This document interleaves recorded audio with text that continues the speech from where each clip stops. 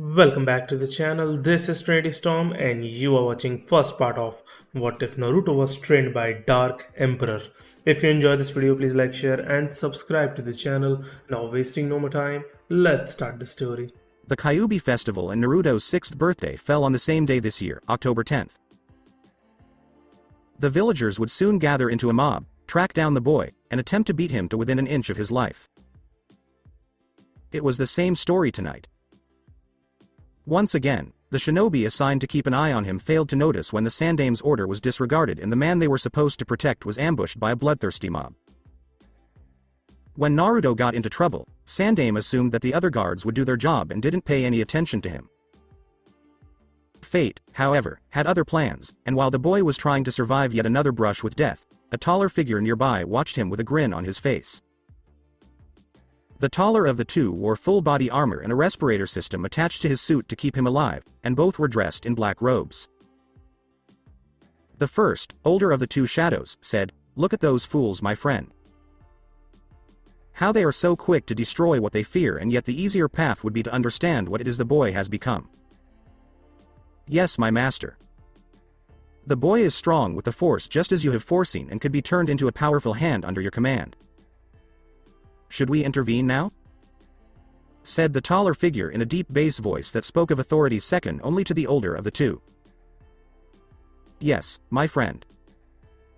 We can't have them damage such a prize," the first said as they sprang into action to rescue the kid for their own ends and, in the case of the older of the two, to fulfill a lifelong ambition. He was the ideal pupil for the Sith. As for Naruto, the crowd split in two and swarmed him, forming a pincer movement that would prevent the boy from escaping. Hardly fair, considering the boy faced a mob of people wielding weapons of various kinds to inflict pain on him.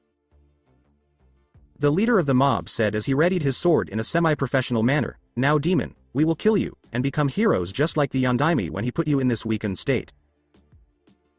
When Naruto was finally able to get away from the man, he yelled, "But I didn't do anything. Why are you doing this?" He narrowly avoided the leader of the mob's sword strike, and then had to jump again when another member of the angry mob with a pitchfork tried to attack from behind. The leader swung at Naruto again, grazing the blonde's shoulder before the boy ducked out of the way, and said, "You didn't do anything. You are the demon fox Kyuubi that attacked our village and was sealed away in human form by the Yondaime. He may not have had the power to kill you, but by sealing you away like this, we can do it for him and in his honor." Naruto, clutching his shoulder, dodged again, and again, and again, and again, until he tripped and the leader stabbed him in the shoulder while the crowd cheered. Smiling evilly at the boy's suffering, the man with the sword was about to do more if he hadn't been pushed by an unseen power into the part of the mob that had just been knocked down. One of the shadowy figures emerged with his taller companion, and the mob's attention was immediately drawn to them. "Such a primitive people you are," the stranger said. The mob's leader stood up from the ground and asked, "Who are you?" The rest of the mob wanted to know the same thing. One of the figures with a cane said to the boy on the ground, "Our names are not important for you to know, as you along with these foolish people will not live long enough to tell anyone, and will know one thing before they die at our hands," and his taller friend raised a hand, causing the boy to float slowly over to the armored figure. The mob leader said, "And what is that?" "In case you haven't figured it out, we outnumber you 20 to 1, and are armed with various weapons," and the crowd cheered. The older of the two shadowy figures responded with a chilling laugh, raising his right hand and smiling at them with a demonic grin. "Such odds are not against us, you fools, as we wield a power beyond your understanding in this backwater world, and can wipe you out with little effort. Oh, and the thing I told you that everyone here would experience before they died? Let me tell you exactly what that is. It's none other than pain," said the figure as intense lightning shot out from his fingertips, striking the mob, causing them to spasm while crying out in pain. As the man transformed the mob into a pile of smoking corpses, Naruto watched in awe of his power. Meanwhile, the man laughed at the sheer pleasure he derived from doing that to them. Naruto felt like a rabbit in a snake pit as the elderly man turned to look at the child with what appeared to be gentle, kind eyes, while his taller companion gently set the child down. With his head bowed, Naruto said, Thank you for rescuing me, mister. Could I have your name, please? He hoped the mystery man could tell how grateful he was, but he was still hesitant to look him in the eyes. The Emperor said, I go by many names, child. You may call me Sidious, but in truth I am an emperor of a grand galactic empire that has recently been made under my rule, and I came here to this planet because I sensed your pain with my second in command. Darth Vader and Naruto turned around to stare at the dark shadowy figure in front of him in awe. Finally, an angry Naruto exclaimed, Wow! You must be really strong to be an emperor of a whole empire. I wish I was able to be that strong, then maybe I wouldn't be beaten up by all those people and live out on the streets at night. This was after Naruto had been kicked out of the mean orphanage a few months prior and had been forced to fend for himself. The Emperor noticed Naruto's wide eyes and knew the boy yearned for power. Really? What if I told you that I could grant that wish to you, my young friend? What if I gave you the chance to become more powerful than you could possibly imagine, and one day show these fools the error of their ways? He asked. Even so, the boy was wary of trusting anyone after being betrayed by friends who called him a monster. Looking at the man the Emperor called Vader, Naruto said, Why? I'm a nobody. A street rat living on garbage and semi-rotten food. Why would you take interest in me? Naruto seemed to sense a great deal of anger running through the giant of a man. The Emperor saw the boy's eyes light up with curiosity, and he knew he had to satisfy the boy's thirst for knowledge. You saw what I did to those people that tried to hurt you? It is a power known as the Force, which, like my apprentice here, I sense you have it within you too, and we would like to train you in its ways, he said. Naruto said, Train me? You really mean it? I would be honored, Sidious-sama, after noticing the Emperor raise an eyebrow at the unusual suffix, but then realizing it was the honorific title his people bestowed upon those of high rank. The Emperor, upon seeing his loyal enforcer nod, unclipped his lightsaber from his belt and activated the red blade as an old man in battle armor and a masked warrior approached, ready to fight. Good. Follow me, my boy, to my shuttle, as I sense we have company approaching, and we cannot have them try to stop you from achieving your true potential. Lord Vader, deal with them while we escape, the Emperor said. The Sandaime asked the Sith Lord, Who are you? What have you done with Naruto? After taking in the full scope of his terrifying appearance, Vader, having read the old cage's mind, knew all his secrets, who the boy's father was, and the reason for the hatred. The boy you call Naruto is no longer yours to manage, old man. You have failed him, his father, and his mother for the last time, Vader said. The Sandaime said as he went through the motions of firing fireballs at Vader, I may be an old man stranger, but I am not without the power needed to stop you and to rescue Naruto from your vile clutches. Fire style. Fireball jutsu. Vader, however, raised his left hand and effortlessly blocked the flaming projectiles, shocking the shinobi standing before him. To the old man, Vader replied, Indeed you are powerful for your age, but I sense that your powers have long since been weakened, old man, and do not have the power needed to stop me. Vader then reflected the fireballs and threw them back at the various masked figures hiding behind the old man. The Hokage said, We will see about that, as he prepared to call on Enma. However, the Sith Lord suddenly clamped down on his throat, and the Hokage saw that the Sith Lord's left hand was forming a crushing action before he was thrown back 30 feet into a wall. Vader replied, No, you will not, as he turned off his lightsaber and headed to the shuttle to meet the Emperor. Time unknown, Coruscant, Imperial Palace. When the Emperor saw the boy gazing in awe at the city below, the palace, and all the things he would never see in his home country, he exclaimed, Incredible, isn't it, my boy?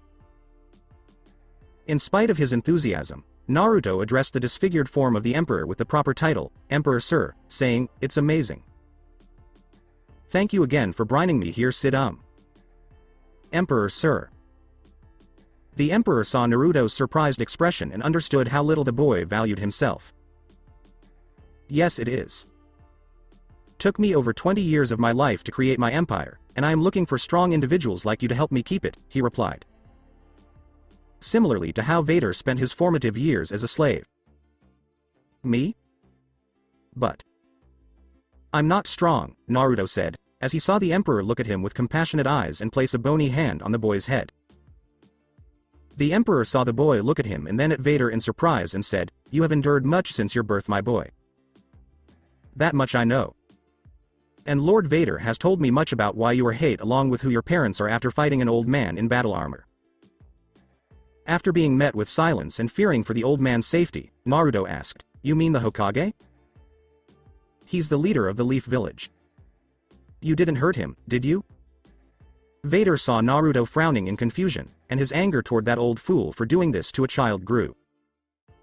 "He's not dead, Naruto. Though he should be considering how many lies he has told you," Vader said. "The same way Obi-Wan did to him all those years ago." Even though Naruto had a sneaking suspicion that the Sandaime wasn't being entirely forthright, he asked, "What lies?" With wide eyes and a pleading expression on his face, Naruto looked up at Vader in surprise. "Regarding why you are hated and who your parents were," Vader said. "I don't care if my parents were sinners or if they are even related to the reason why I am hated. I just want to know what secrets were being kept from me. Please tell me. Please tell me why I am. Tell me who my parents are. Every time I have asked the Hokage, he tells me he doesn't know, or I should wait until I was old enough to understand. Is it my duty to inform the master?" Vader, thinking along with Sidious, said to the Emperor, "I was just thinking about that." To which the Emperor mentally replied, "You may my apprentice, but let him know that such knowledge comes at a price, and I expect the boy to pay it." The Emperor had seen Vader physically nod, and knew that Naruto had interpreted this as a response to his question. Vader saw Naruto look from him to the Emperor and back to him before nodding and said, "Very well, Naruto, I will tell you, but in return for knowledge, I along with the Emperor expect your undying loyalty to us, and become a loyal agent of the Empire, no matter what we ask of you. Do you understand?" After being saved from the mob, Naruto had no qualms about serving the people who had saved his life. "I understand, Vader-sama," he said. The boy's back turned to reveal a grinning Emperor who nodded for Vader to continue. Vader said to Naruto, "This is the truth, Naruto," as he began relaying the information he had gathered from the Sandaime during his mind raid, including the fact that the Sandaime had discovered that the Kyuubi had been sealed inside the boy along with his parents. One gave his life for the village because he wanted Naruto to be a hero, and the other was killed shortly after Naruto was born by someone from the Leaf who wanted the blonde's power for themselves.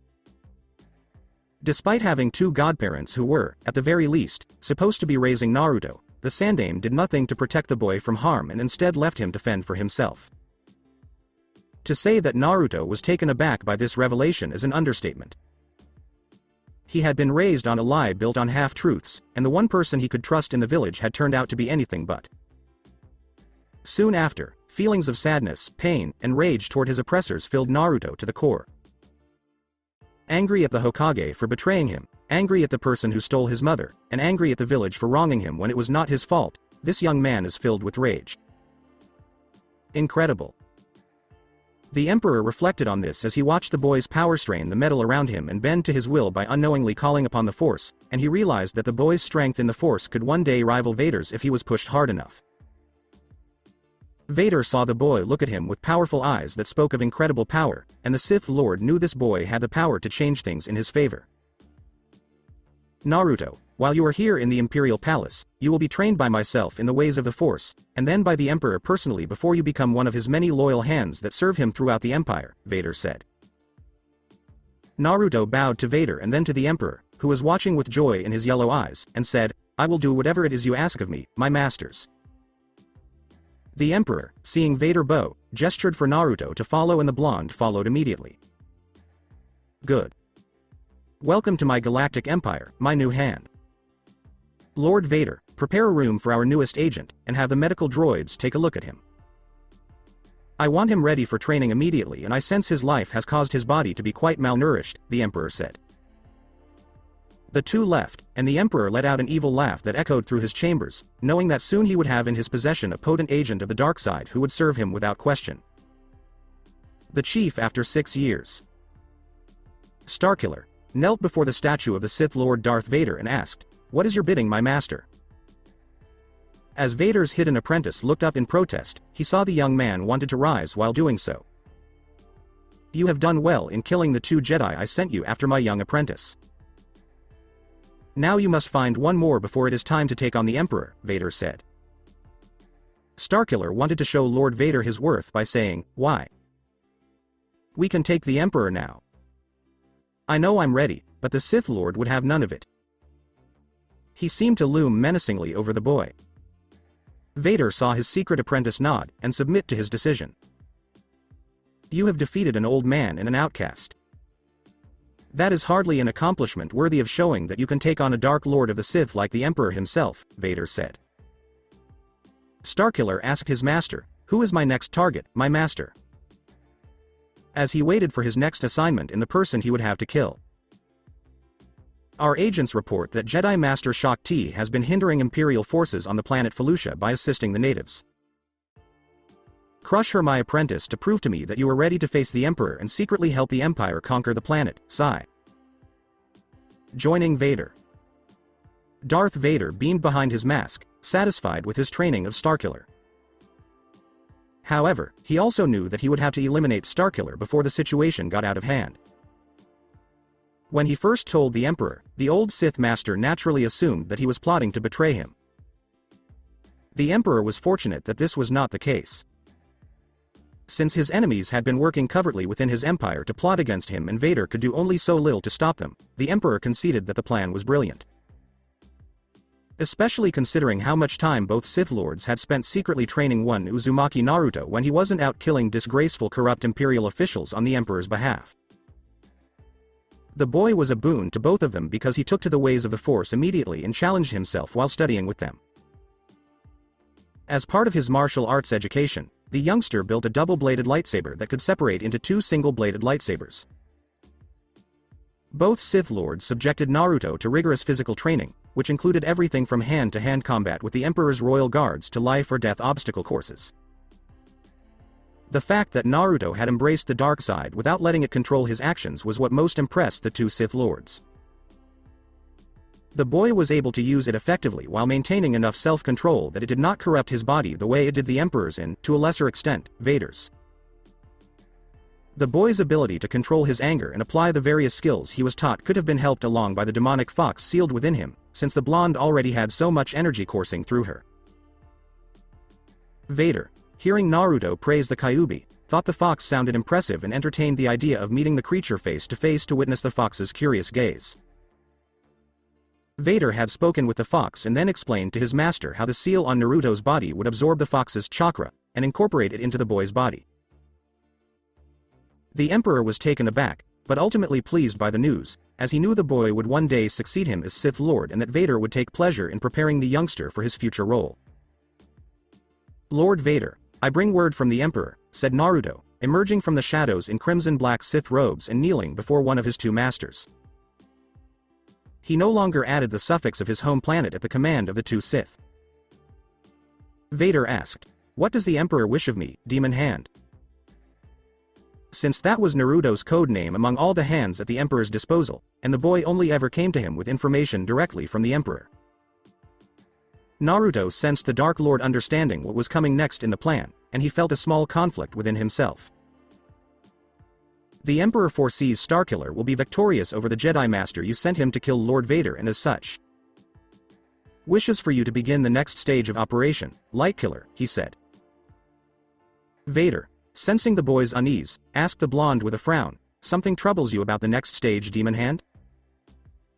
With a hint of displeasure on Vader's face, Naruto continued, "It's just.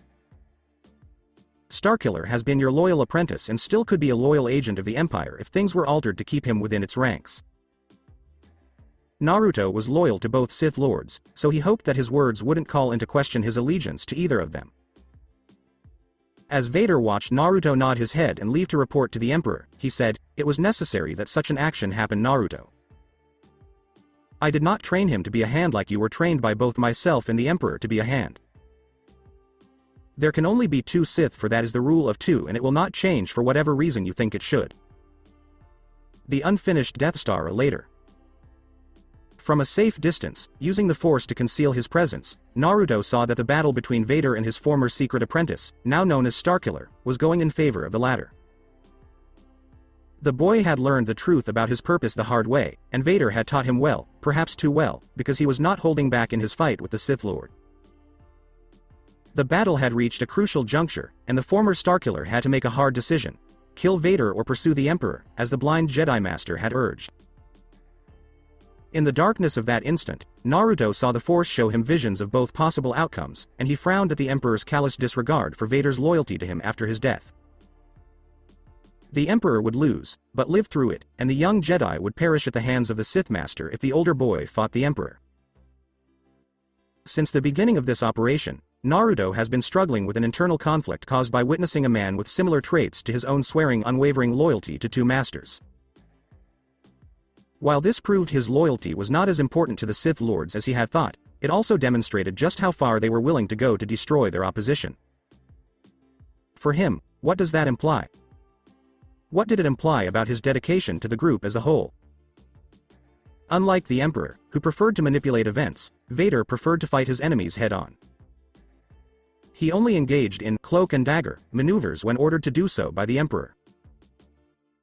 The Force had shown Naruto many things about the Sith Lord before the man became it, so he knew who Vader was and why he turned to the dark side. Love. How well Naruto understood Vader's motivations. Like the Sith Lord, the blonde yearned for the affection of others. The image of the older boy poised to destroy the Emperor and the Sith Master beckoning him on to convert him to the dark side once again brought Naruto's thoughts back to the present. Before the blind Jedi Master behind the former Sith apprentice could react, Naruto leapt out of his hiding place and attacked with a double-bladed lightsaber. From the corner of his eye, Naruto saw Vader stand up and walk to a nearby door, where he would, presumably, rally troops to flank the enemy of the Empire and destroy them with a single, decisive blow. The Emperor laughed maniacally behind Naruto as he watched his loyal hand get in the way and buy time for Vader to kill his enemies with a strategic maneuver. The older boy frowned, but then Naruto chuckled at the former Starkiller and the blonde removed the double-bladed. As Vader entered the room to witness the sight of the boy killing his master, the newly minted Jedi leapt back, but instead of the blonde attacking with both blades now in each hand, Naruto threw one at the Emperor, who did not expect his loyal hand to strike him dead center in the chest. Before the Sith Master unleashed his dark side energies and sent everyone scattering, the Emperor yelled, "Traitor!" in his rage. And at that very second, the Force revealed a vision to Naruto that, for the second time in as many days, nearly knocked the wind out of him. Seeing the other two Force users in the room still able to fight now on edge though unsure of what to do, Naruto quickly called his blade that had been on the Emperor's robes back to his hand as the energies dissipated. The death of the Emperor marked a turning point in the history of the Empire and the question of who would succeed the Emperor. Vader was injured and the young former Sith apprentice formerly known as Starkiller was exhausted from fighting the two Sith Lords, so at the moment the three Force users with lightsabers in hand didn't have the strength to fight each other. The question is how he managed to defuse it. Naruto shouted, "Go! Run!" as he saw the older boy look at him incredulously and then at the Jedi Master following close behind. The blind man grabbed the boy and said, "He's right. You're strong, but in your current state we're no match for Vader and the army behind him." The blind man and the boy ran alongside the other rebels towards the ship. As the blonde stood there while the stormtroopers fired at her, the Jedi thought, but what about him? He's facing Vader alone and he's younger than I am? To his blonde hero, the blind Jedi Master said, "Trust in him like we are now to escape. I sense things will be different in terms of the way this Empire is heading after today." They boarded the ship and left the half-finished battle station with the injured Sith Lord and their blonde hero. Vader stared at Naruto. "You were either very brave or very foolish to do that, Naruto," and the boy simply turned off his lightsabers and put them away. Seeing the stormtroopers surround him with blasters drawn, Naruto said, "I am neither. I simply did what was right. I set you free from the darkness the Emperor had around your being. Had your former apprentice chosen to finish you off, he would have won, and the Emperor would have had him replace you as his new apprentice after modifying him to his own specifications," Naruto continued. To which Vader replied, "Perhaps, but that did not happen, and I am still alive. So tell me why I shouldn't give the order to have my forces kill you for your traitorous actions?" Vader asked as he saw the boy remove his hood and smile at him. As he saw Vader's eyes widen and then narrow at him in fury, Naruto said, "Because I know something about your family that not even the Emperor knows, and I believe it is worth enough to give me my freedom." As his voice rose in anger, Vader asked Naruto, "And what is it that you could possibly know about my family?" He then cautioned the young ninja to choose his words carefully, because he may never see them again. As soon as Naruto said, "Your child lives and I know where he is," Vader pinned him to the nearest steel wall with the Force. Since Naruto wasn't using the Force to defend himself, Vader was able to ask, "What did you just say?" As Naruto saw Vader's eyes scrutinizing him for any deception, the Dark Lord gave in and helped the boy back to solid ground. "I said I know where your child is. When I killed the Emperor, the Force showed me a vision, and it was connected to your son. I know where he is and I will give it to you freely if you give me your word that you will let me go," said Naruto. As Vader watched the young man steady himself, he said, "You have it. Now tell me where my son is before I change my mind." The young man explained that he had seen a boy with sandy blonde hair, roughly Starkiller's age, working on a moisture farm and that the boy's name was Luke. "There is more. The Emperor lied to you when he said there were no treatments to heal your body. I know because I did some checking on my own, but I knew I could never tell you since the Emperor would catch on before you could receive such treatments, and kill us both for such an action. So in addition to me helping you locate your son, I want you to receive the necessary medical treatment to heal your body, and look at your son without the need for this suit the Emperor imbued you with." The stormtroopers looked at Vader for a second after he said, "Leave us," but the Sith Lord's glare told them to obey or suffer a painful death. Naruto saw the man close his eyes, then open them, turn around, and look at the boy. "You know what I say is true. Between you and the Emperor, I felt a much closer bond of loyalty to you because you knew you understood the value of it," he said. To which Vader replied, "And what, you young one? What will you do now that I have the power to control this empire? What will you do now that you wish to no longer be in its service? Or rather, in my service?" This was after he had seen Naruto give him a weak smile and shrug a bit. "In regards to the Empire, we both know that it cannot continue to exist. The Republic must be restored along with the Jedi in order to bring stability to the galaxy. I know you don't like the Jedi after what happened, but can you honestly say that doing what the Emperor had asked of you didn't indirectly cause the visions to become real?" Vader saw Naruto look at him with sad eyes and shake his head in disagreement to this statement, so he said, "I can't be a Jedi again. Even if my body could be healed like you claim it can, I will not be a Jedi again, and we both know that is the truth. If you don't want to go back to the light for yourself, then do it for your son and his mother, both of whom you loved, and bring the light back into this darkness-covered galaxy." "How can you say that? Is it so easy to give into the darkness the Emperor made you fall into, but too damn hard to leave it, and be what your son would rather idolize?" Vader, seeing the boy give a sheepish grin in response, said, "For once a young, you speak words of great wisdom, and understanding of the heart, Naruto." The man was once again reminded that the light of a child could do wonders, even if it had fallen into the hands of the Sith. Saying, "I've had my share of lies fed to me so I know what I'm talking about," and adding, "I also had some good teachers on the subject," Naruto was confident in his knowledge. The fact that one of them had recently passed away was irrelevant. Vader saw Naruto nod and smile at him, so he said, "Go then, Naruto. Take whatever ship you need and go wherever you desire." With a final blessing of, "May the Force be with you," Naruto headed off to the hangar area, where he knew his own ship, the Crimson Eyes, was docked. Vader, taking one last look at himself in the shattered glass, said, "And you as well, young one," before retreating to his private quarters to finalize his repairs and investigate the treatments the boy had mentioned. What was broken needed to be fixed, and in more ways than one. In the future. As his ship descended toward the planet he had been born on, Naruto smiled down at his home and wondered how things had changed since he had left. Where did the leaf go? The previous cage? After all this time, was he still alive? What became of the town that once mocked him? The light bulb went off for Naruto at that point, and he knew he could use his newfound abilities for good or evil. But which would he pick, really?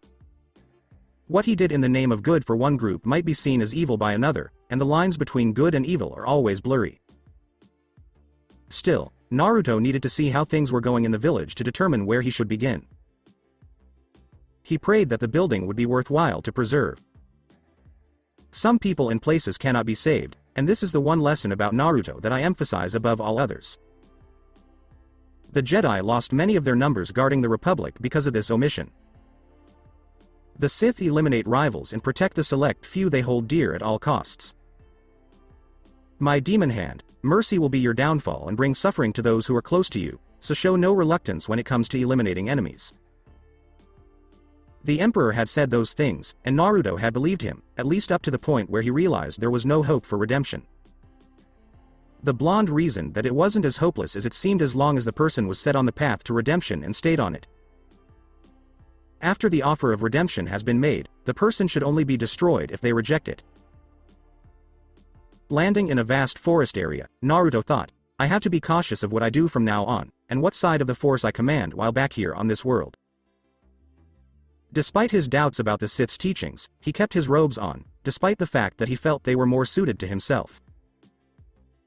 Furthermore, he would eventually be able to have them altered. It was time to try and open a dialogue with Leaf. To avoid being discovered by spaceport scavengers, Naruto piloted his ship into the dense forest below the nearby central tower and activated the cloaking system the late Emperor had given him. Closing the ship until he needed it to escape, Naruto returned to his village, where he felt a wide opening being made for him by the various creatures that lived there. These animals sensed that they would rather avoid confronting a dangerous being like him because they knew that to cross him would mean certain death. The sentiment was shared by Naruto. Upon reaching the gate, the blonde performed a force jump over it and entered the leafy shinobi village. Until recently, Naruto had no idea that his village was slowly descending into delusional madness like it had 6 years ago. Few people were out and about, and it seemed as though the darkness was slowly permeating their minds. Naruto knew that if he hadn't gone with the Emperor, his life in the leaf would have been hell. While strolling through the leafy streets at night, Naruto became aware of a group of people watching him from the rooftops above. It was the Anbu, who had failed to protect him 6 years earlier. Due to the late hour, and the fact that they had never seen him before, he knew they viewed him with suspicion. Naruto, a grin on his face hidden by his crimson hood, set out for the Hokage Tower to find out if the Sandaime was still in charge or if a younger, more powerful heir had taken his place. As he approached his intended target, the blonde force user realized it would be prudent to divert the unwanted onlookers elsewhere.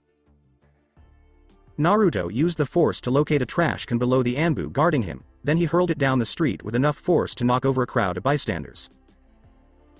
It was making a lot of noise, and the Anbu had to stop spying to figure out why someone would throw a trash can at a group of civilians. Naruto's thoughts were, all too easy, as he walked cheerfully toward the Hokage Tower. Referring to the Hokage Tower. A sigh escaped the Sandaime Hokage's lips as he completed the last of his paperwork and he looked out the window at the village below. The Sandaime had informed the boy's godparents, who were 2 of the 3 students he trained, of what had happened after Naruto was taken from the village, and had asked them to immediately travel to Konoha so he could explain everything. After questioning the old monkey separately about who had abducted the Yondaime's son, the 2 Sannin had returned. Despite the heavy coating of killer intent his 2 students had covered the room with, the Sandaime kept his cool and told his students about the 2 men in black who had taken him. The taller one in the strange mask wielded a glowing red blade, similar to the one the Naidem Hokage once used, though this one seemed more refined, and the strange man wielded incredible power with a single wave of his hand.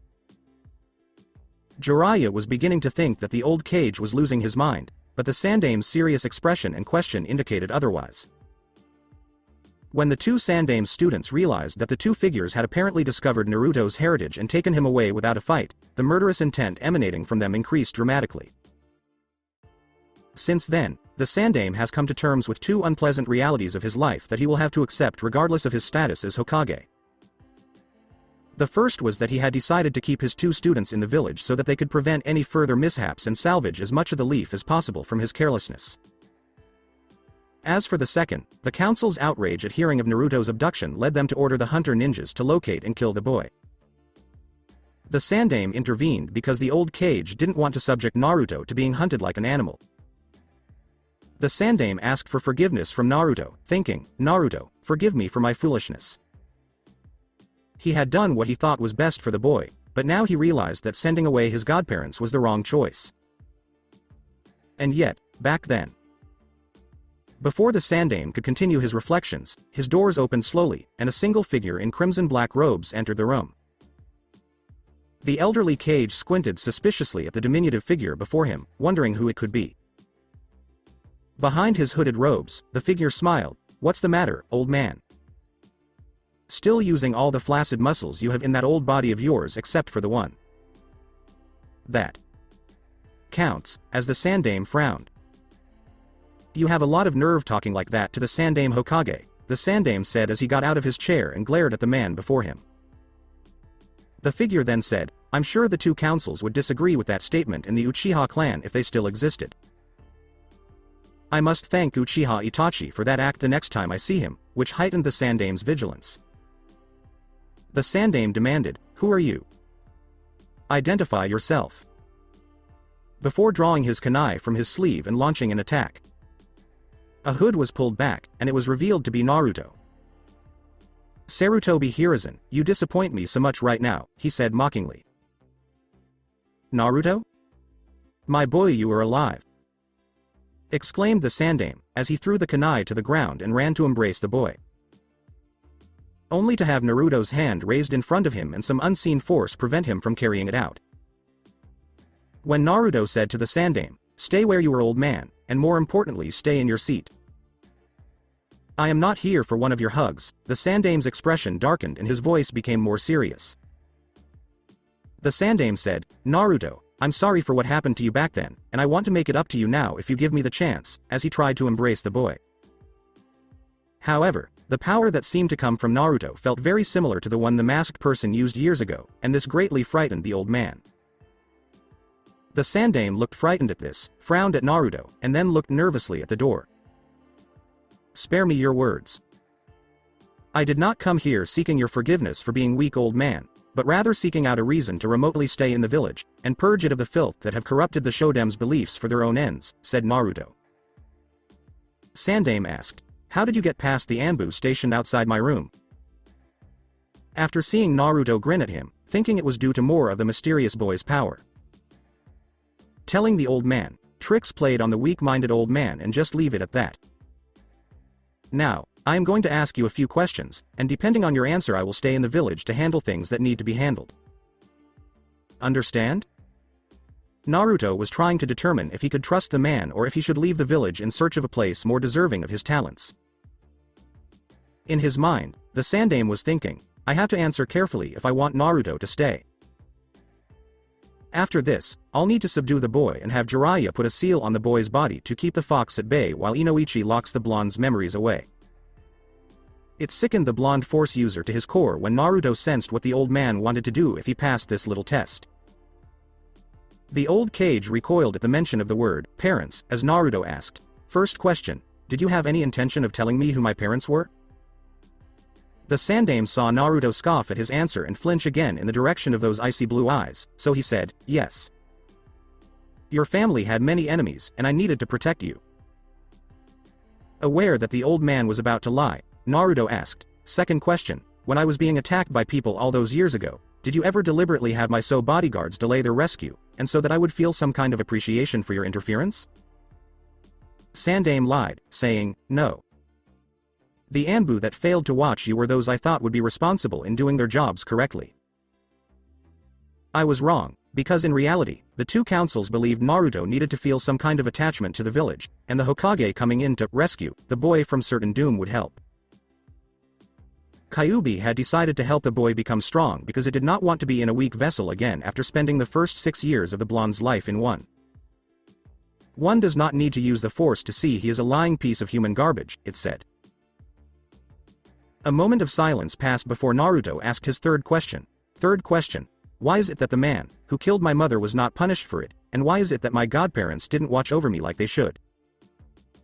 The old man looked away for a few seconds, and Naruto could tell he was trying to hide his guilt. The man who killed your mother has too much influence in the Leaf to face justice, and your request to live with godparents was denied because I was too naive to realize that you would be safer in the village than with them. The Kyuubi declared, so the old monkey can speak the truth for once, and its vessel concurred. One last thing I want to ask you, Sandaime. If I stayed here to become Hokage, do you think I would have been accepted by the people? To prove he wasn't what they thought he was, Naruto once wanted to be Hokage, but now that he wasn't, he looked away for a second before looking the Hokage dead in the eye with his answer. Yes, on both counts, the Sandaime confirmed. Liar. It was the only thing the Kyuubi hated more than humans, that they lied to it or its vessel's face, so it yelled behind its prison as its chakra flared. These are exactly Naruto's feelings. Old man, you're telling fibs. Only one of the questions I asked you was answered honestly, and it was the one I didn't even have to ask. I don't want anything to do with you, Naruto said as he got out of his seat and started walking out of the room. We will not have you abandon the Leaf, Naruto. The Sandaime stood up from his seat and made his way to intercept Naruto as he said this.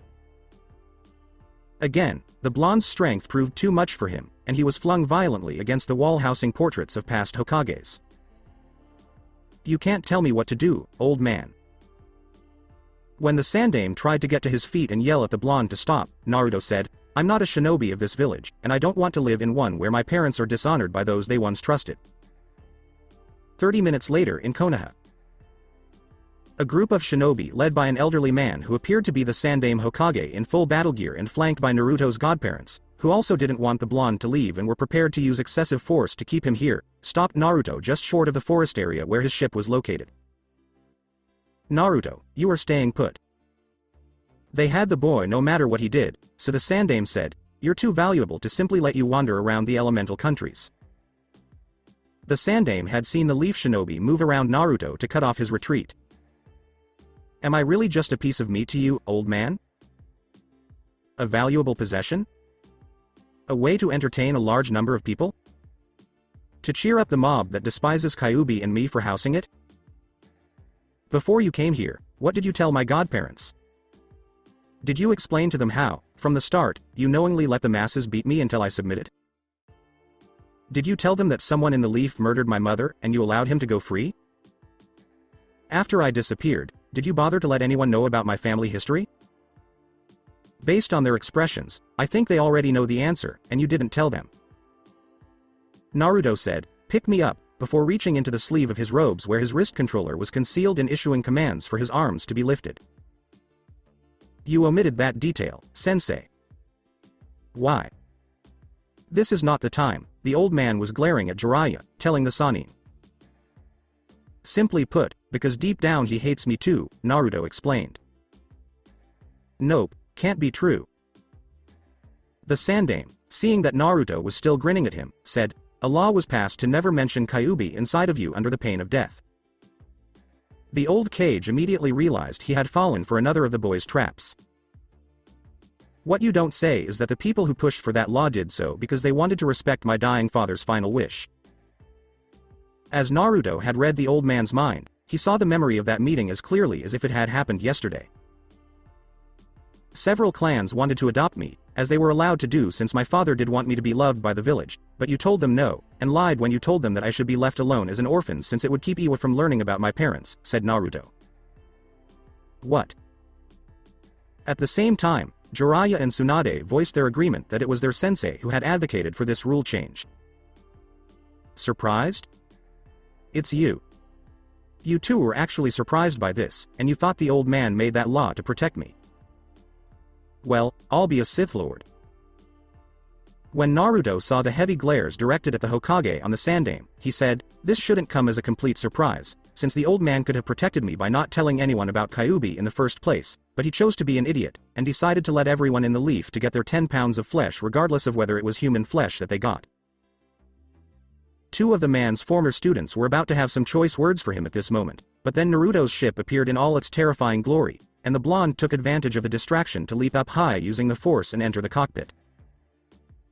After punching in a few codes, Naruto piloted the ship out of the Leaf and headed north, toward an area labeled Wave Country on the ship's navigational computer.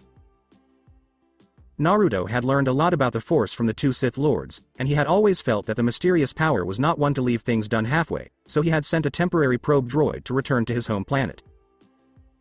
For instance, Mist was still in the midst of a bloodline civil war and was oppressed by the Mizukage despite the failed coup attempt.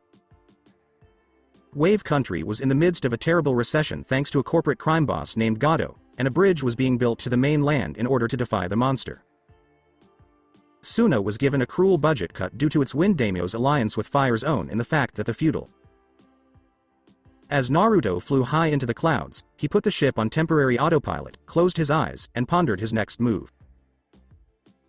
The only shinobi village that seemed stable at this point was Kumo, which, according to all the data in his system, had not one, but two demon vessels currently residing within its very walls, and one of them happened to be the Raikage's own younger brother.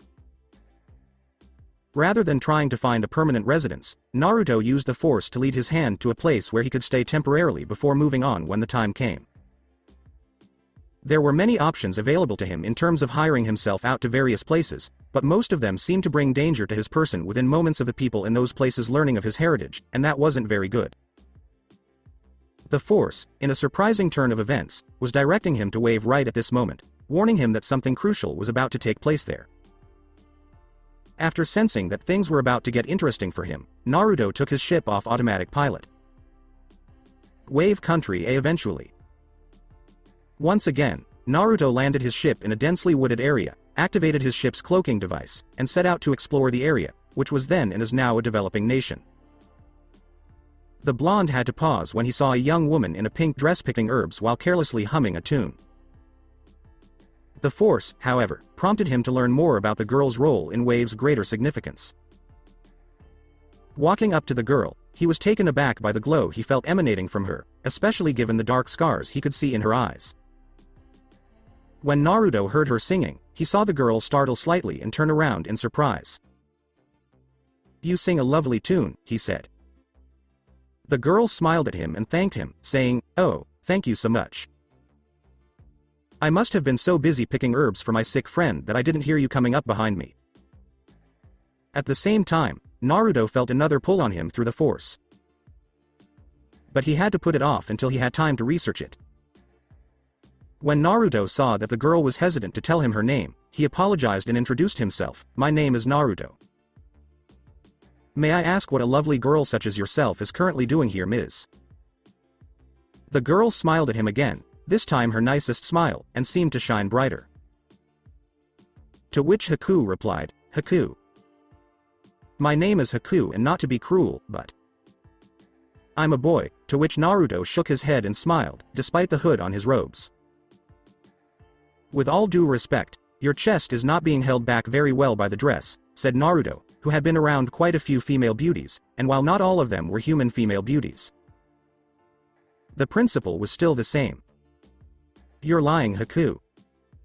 While you are much better at it than most of the people I know, you cannot fool me, and I know you are a girl," said Haku. Haku saw him grin and laugh at her response, so she said, "Sorry. It is my turn to apologize now as I lie about my gender to keep perverted men that I encounter away from me and prevent any advances they wish to make upon my person."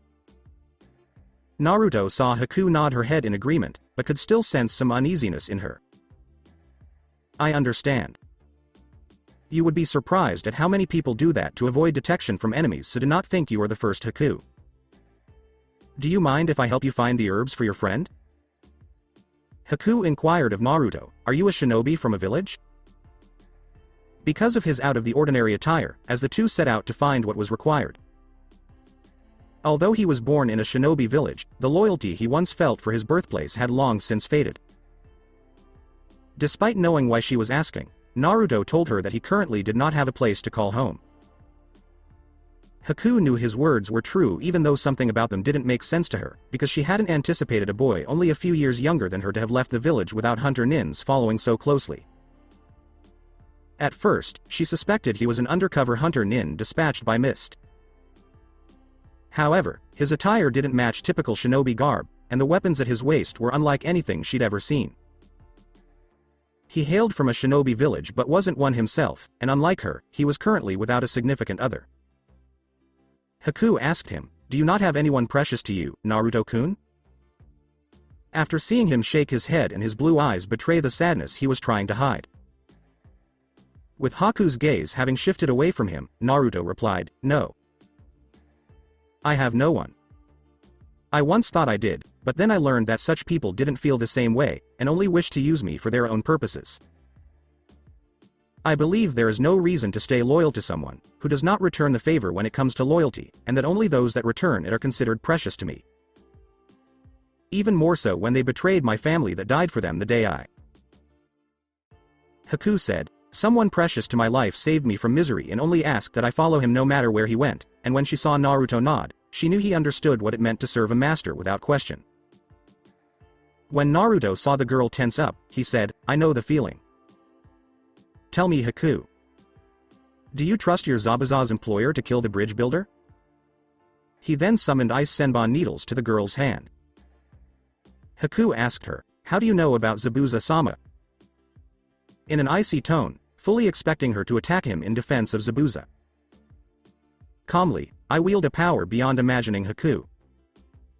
In some cases, this same power allows me to see one of many futures before it happens, and I have foreseen." "Both of yours," said Naruto, who wasn't about to leave himself completely defenseless. Even with her right arm raised and ready to strike, Haku could feel something swirling around Naruto now, and the ice user would be lying if she said she wasn't a little scared in the face of it. "You talk like the copycat Junin Hatake Kakashi, but no one can foresee the future, and I do not believe you now," said Haku. Calmly, Naruto said, "My apologies in copying someone else's words, but I do speak the truth, and I could tell you one of the many outcomes of your eventual battle on the bridge that will happen by the end of the week, since the Force was now showing him such visions of the future like the late Emperor had taught him." Haku said, "I still don't believe you, despite the fact that the light in his eyes indicated otherwise. Whether you believe me now or not, I will not let you go into this battle with the Leaf Junin unprepared, and I will warn you of the upcoming events. On the day of the battle on that bridge, your employer will betray you, and have an army of his thugs waiting to kill you both after you are all weakened from the fighting. During the battle itself, it pains me to say this, Haku, but before Gado does move to betray Zabuza, you die protecting." Haku cried out, "What did you do to me?"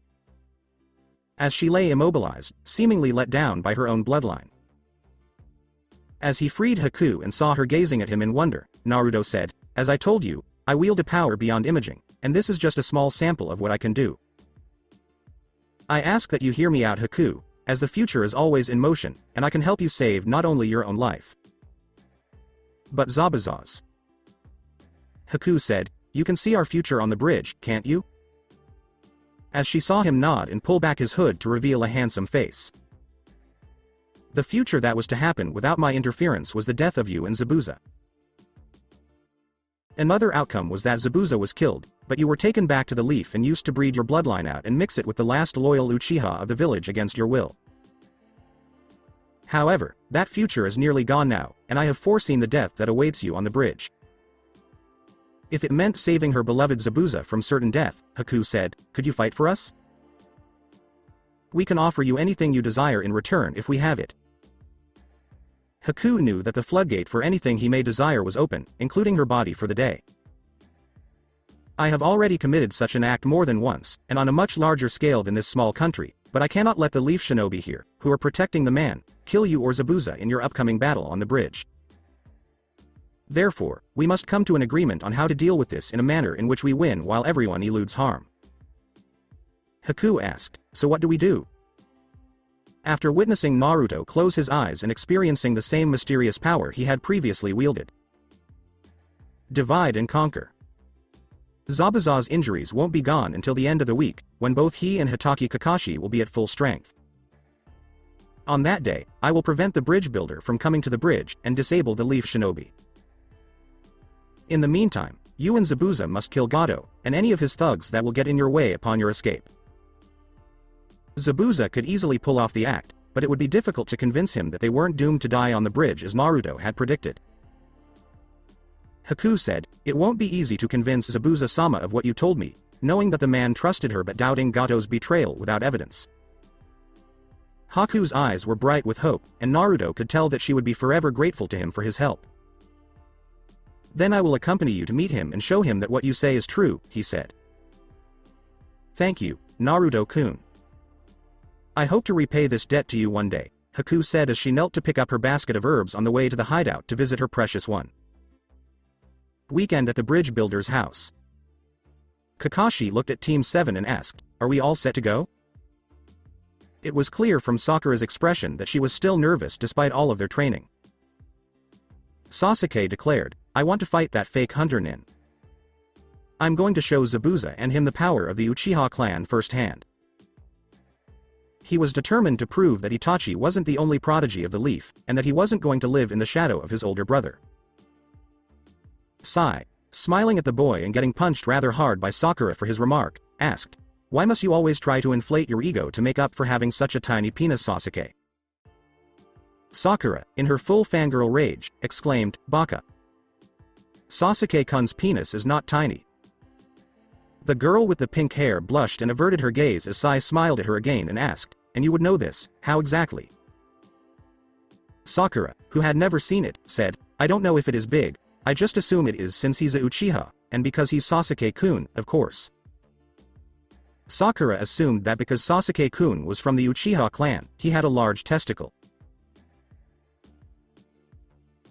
Sai sighed and looked past Kakashi, who was staring at him with a bead of sweat dripping from the back of his head, asking why it was that the ugliest people were attracted to those with the smallest penises.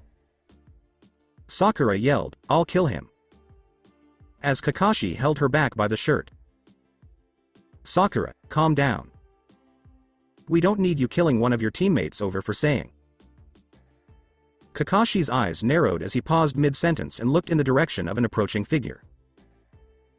Tizuna exclaimed, "Oh no," as he worried that Gato had dispatched one of his thugs to kill him and his loved ones. Tizuna had no qualms about meeting his maker, but he had no intention of making his daughter and grandchild pay the ultimate price for his mistakes. The man in the scarlet robe said, "I cannot let you go to the bridge just yet, Tizuna," as he studied the assembled people and witnessed the genin team form a defensive formation in front of the elderly man and the woman and child in the window flee deeper into the house. Kakashi asked, "Who are you?" as he prepared for battle, ready to use his Sharingan if necessary. "Me? My real name is not important, but if I must go by some kind of name, then it shall be the name that was given to me by one of my two masters, and you would call me the Demon Hand," said the figure as he drew his two weapons and ignited the red blades that gave him an eerie glow. Sasuke asked the boy, who appeared to be around the same age, and his strange weapons, the Demon Hand. "Are you a servant of Zabuza like the fake hunter nin, or are you the hunter nin that saved Zabuza before?" "No. I left the service of the ones who gave me that title and wish to go out to be my own person. I serve no new master as yet. However, I do know that the battle that will no doubt take place on the bridge cannot happen, and I must remove your group from the equation," said the figure as he saw Kakashi's speed and moved even faster to avoid the kunai the Junin had in his hand, aimed at taking his head off. Kakashi parried several blows from the figure with his red blades before rolling out of the way of a final one that sliced through a tree like butter. Kakashi was shocked to see that the blades were very similar to the Nidaim's own weapon, but narrower and clearly intended to cause serious injury or death to the target. Warning. Tread lightly. Kakashi was going through the motions of a fire jutsu when an unseen force threw him into the house, giving him the chilling realization that one wrong move would leave him as helpless as the tree. The figure, who could read the man's mind, said, "Hitaki Kakashi, you disappoint me. The Sandaime gives praise to your skills in being a shinobi. Surely you can do better?" The man had been the Yondaime's student, and that he, too, deserted his post while guarding the former hand of the late emperor, despite the dying request of the man who saved the village. The figure sensed a summons from the force and ducked out of the way of a kick from Uchiha Sasuke, who was standing to his right.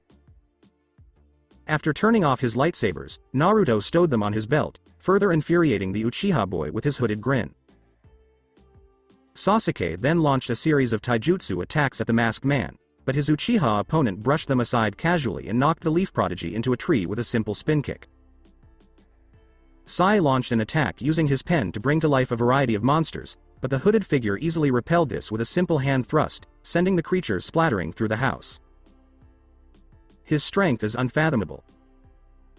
Sai, thinking, "I must survive this to report back to Danzo-sama," was about to draw some more when an unseen power ripped the paintbrush and paper from his hands, and the enemy threw them into the forest. As the figure took off his hood, he heard Kakashi's gasp and said, "Impressive. Most impressive. However, what intrigues me more is that you serve the man who had my mother killed, and I want to know everything you know."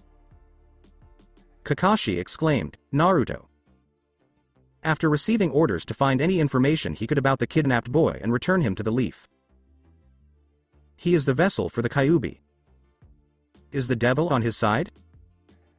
Sai wondered what had become of the boy's master as he retreated from the demonic vessel that had so eloquently declared that it no longer served a master.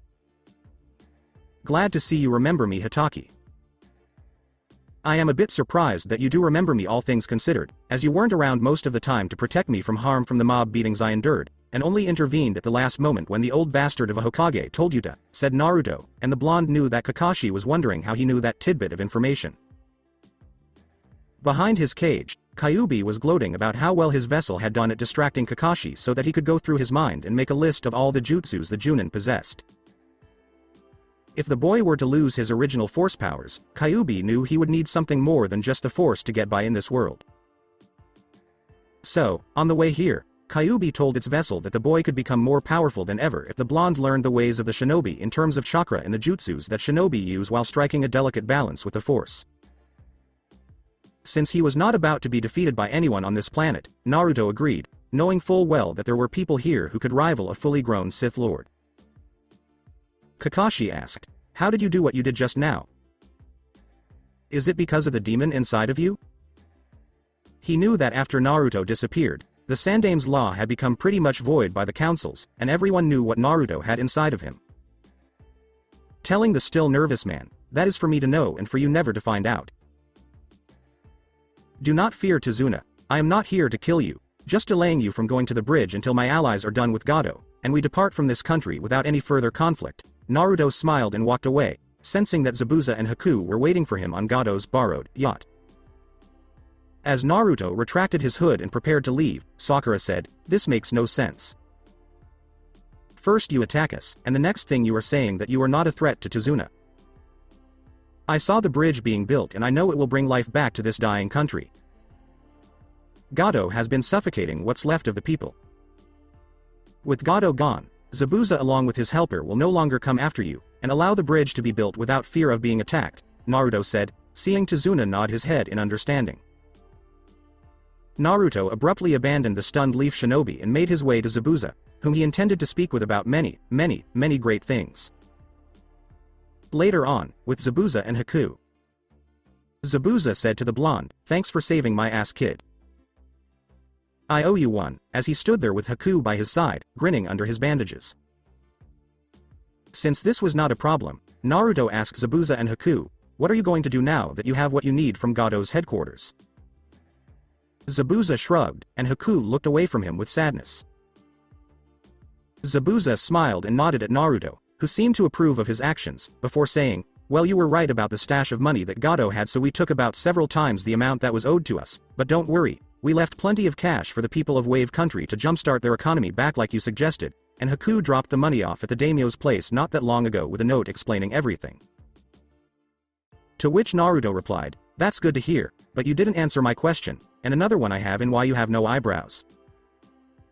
As he watched Zabuza receive a tick mark on his face and Haku chuckle softly. "Fine. Look, the truth is, after what happened today, Hunter Nins from Mist are going to be all over my ass, and I need to do something about the Mizukage now then later. I still have allies in Mist, who want the bastard overthrown, and with all the money that we just acquired I can do it by heading back to Water Country to get a strong enough force to take him down.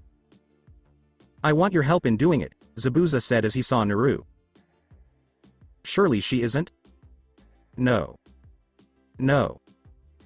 Haku definitely does not have feelings for this Gaki. It's too bad he's the one who has to give her the talk about sexual attraction to people of the opposite sex. Naruto asked Zabuza, "I'm not sure. What would you do once you were Mizukage?" Because he was curious about Zabuza's plans for the future and whether or not they included him. Zabuza saw the blonde's eyes widen in surprise, and then Naruto's face break into an almost feral smile as the boy walked to the edge of the boat to look at the water. Well, for one, I can make some changes to Mist so it's not a shithole anymore, and two, I'd like to get some Mist shinobi into this year's Chunin exams to further prove Mist isn't so weak right now, he said. In laying out the challenge of being the Mizukage of the Mist and putting together the necessary teams for the Chunin exams, Naruto turned his head to face Zabuza and said, yes. Yes. Getting Mist ready for the Chunin exams would indeed bring your village a great deal of influence among the elemental countries. But the real question I have for you now, Zabuza, is, can it be done? Zabuza was not going to back down now, so he declared, once we get to Water Country, I will show you firsthand, and more if need be in getting the job done. To which Naruto replied, good. I will meet you there in a few days. My own transport is a bit different than what you have taken off of Gado's dead hands, before departing via force jump and leaving the two bewildered shinobi to their own devices. Now that the demon hand has entered the shinobi arena, things are sure to heat up in the elemental countries. Zabuza brought the ship into one of the seedy Water Country ports, where nobody cared who came in as long as business was good. The fact that the dock's manager was an old friend of the Demon of the Mists and owed him some money from a few years ago certainly didn't hurt the deal. Zabuza said, never thought I would be here again so soon, and he saw Haku nod, indicating that she, like him, was a little nervous to be back in her home country after what had happened. Haku said in a low voice so only Zabuza could hear, do you really think we can pull off the coup now, Zabuza-sama? Zabuza smiled behind the bandages, and Haku's previously pale cheeks were now a healthy shade of pink. That all depends on your crush Haku, Zabuza said. Zabuza had to have the talk with the girl during the long days of sailing, as a result of which Haku's journey to Water Country had been fraught with difficulty. Since they had the talk, the poor girl had been having disturbing, vaguely erotic dreams that she dared not discuss with Zabuza. Haku had known since her first dream that she was maturing into a woman and that others would eventually notice. Haku, on the other hand, had only one potential partner in mind, the man who appeared in her special dreams every night. Haku asked, slightly blushing at the prospect of the blonde aiding Zabuza in his coup against the Mizukage, do you think he will show up? Zabuza speculated on how the youngster had come to wield such power and whether or not it was something that could be taught to others. I think he will. The Gaki's like us. Nowhere to go after leaving his village, and I think he's on the run. He knows that by helping us, we give him a chance to settle down, and stay in one spot where he can be safe, he said. A couple of hours later, the two made their way through the woods to the meeting place with Naruto and their missed contact. Zabuza was checking the condition of his sword, and Haku was doing the same with hers while wondering how on earth Naruto was going to get there. When something large and metallic flew overhead with a roar like thunder from a lightning storm, the two were forced to the ground and received their answer. They looked up and nearly lost an eyeball when they saw the ship land less than 30 feet away from them, and Naruto emerge from the head of the metal flying ship. Naruto jumped to the ground and yelled, "Hey!" when he noticed the two people staring up in awe at his ship. Zabuza gasped in shock at the sight of Naruto's ship, and Haku wondered how such a craft could have remained hidden for so long. Naruto cloaked his ship and sat down with his two allies, who were staring at him expectantly. "Oh, my ship? Well, I did say it was different than yours. As to how I acquired it, you might want to sit down again since this story is going to be a while," he said. So Naruto spilled the beans on his 6 years spent in the leaf, making Zabuza's blood boil and Haku second-guess her no-killing stance. Then he revealed to them that he had been trained to be the Emperor's hand by two masters from beyond the stars who were adept in the ways of the Force, which, according to Naruto, was similar to chakra but had different applications. After that was covered, Naruto explained how he turned against the Emperor because the Force had shown him the future of those who suffered at the hands of the old Sith Master, and he wanted to put an end to it all by killing him. That way, the late Emperor's apprentice could take over and use his newfound knowledge about his long-lost son to make positive changes. Haku's eyes were glazed over and Zabuza's bandages were ruined from falling to the floor as he listened to Naruto's story. Zabuza said, "Damn. To think our world is that of a small fish in an endless ocean," and he saw a nod and a smile from Naruto. "Yes. But don't let it overwhelm you, Zabuza. Your goal to be the Mizukage of Mist is not a pointless one. Being a cage of a shinobi village is not so different from ruling over a planet that some species in the galaxy do. My masters taught me many things, and one of them was do not let something much bigger than yourself overwhelm your spirit, for it is then that your chances of death become far greater. My first real test, as being one of the Emperor's hands, was to take down a rancor, and with just the clothing I had at the time on my back.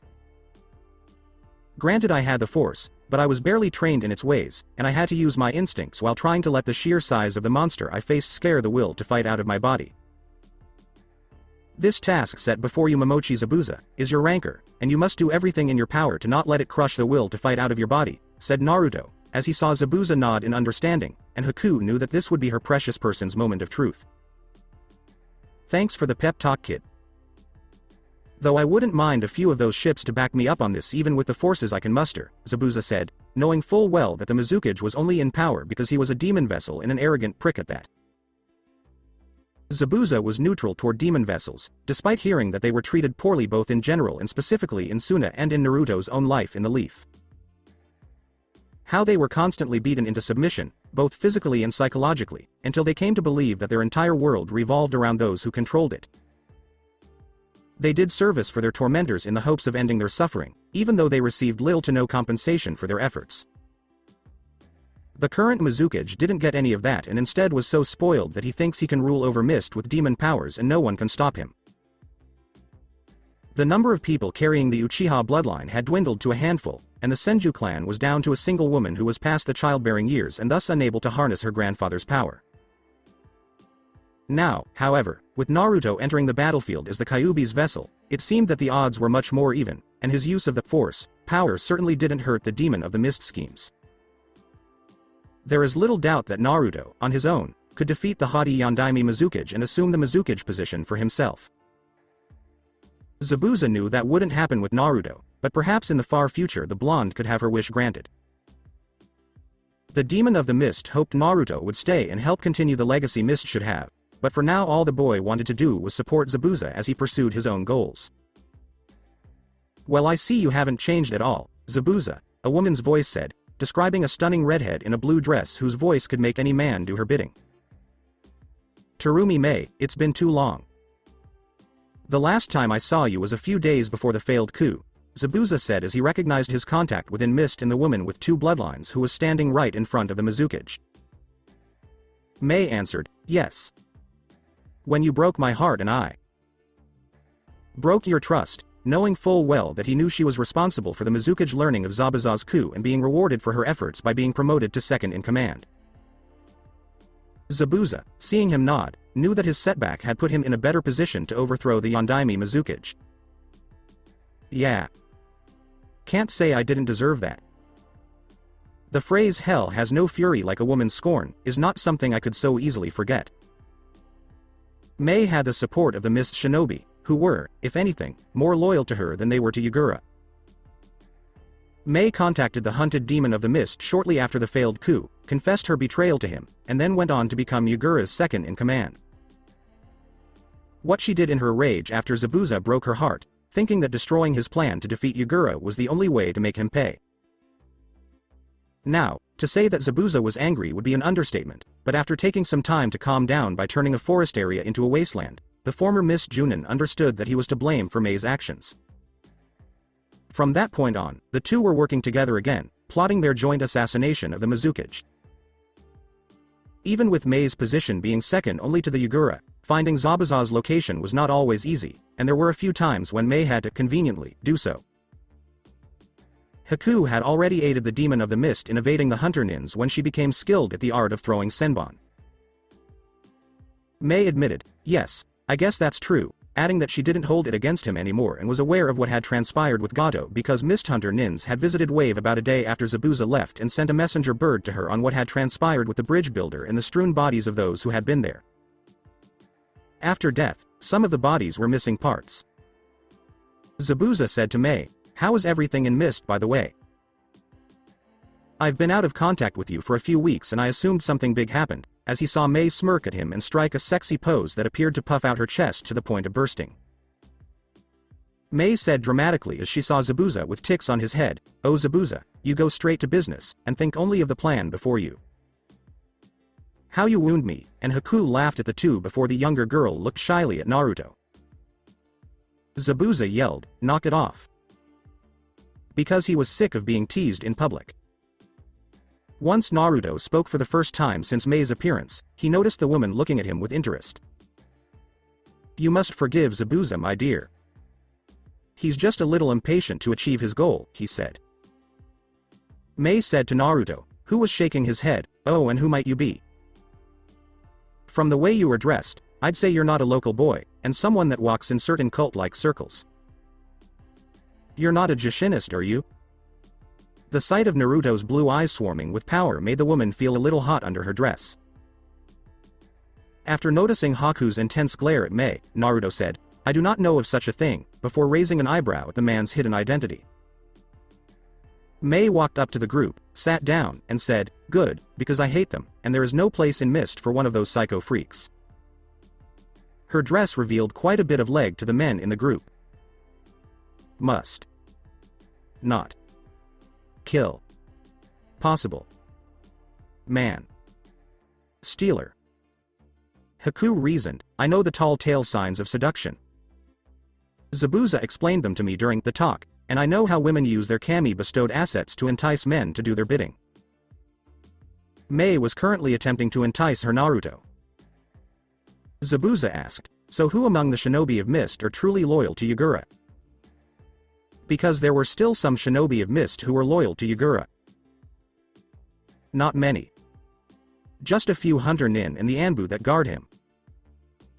The only reason the majority of Mist hasn't revolted right now is because Yagura's shinobi skills and his demonic powers make him too powerful to take down, Mei said, referring to the fact that the man was well versed in using his shinobi skills, and the power of his demon made him unstoppable.